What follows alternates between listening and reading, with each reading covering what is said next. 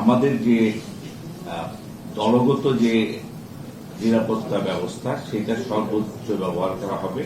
এর মধ্যে ক্ষুদ্র একটা অংশ হল চেয়ারপারসন সিকিউরিটি ফোর্স, তারপর আমাদের দলীয় নেতা কর্মী এবং সর্বোপরি বাংলাদেশের আপাময় জনসাধারণ। এটা হল আমাদের নিরাপত্তার মূল ভিত্তি। সরকার স্বপ্রণোদিত হয়েই তারা আমাদেরকে সর্বোচ্চ সহায়তা দিচ্ছেন। সব গভর্নমেন্টাল অর্গানাইজেশন আমাদের দলীয় যে শক্তি আছে সেটাকে ইন্টিগ্রেট করে আমরা আশা করছি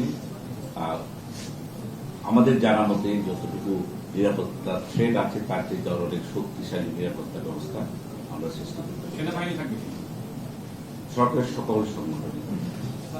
আর আপনাদের মধ্যে অনেকেরই একটা ধারণা এবং অনেক আমরা নিউজ দেখি এসএসএফ সরকারের একটা অংশ। স্পেসিফিক্যালি আমাদের ভারপ্রাপ্ত চেয়ারম্যান নিরাপত্তার জন্য আমরা এসএসএফ কখনো ডিসিশন দেই নাই, কিন্তু অনেকগুলো হয়তো বিভিন্ন সোর্স থেকে আপনারা পেতে পারেন। আমরা সরকারের কাছ থেকে সার্বিক সহায়তা পাচ্ছি এবং এই জন্য আমরা সরকারের প্রতি কৃতজ্ঞ।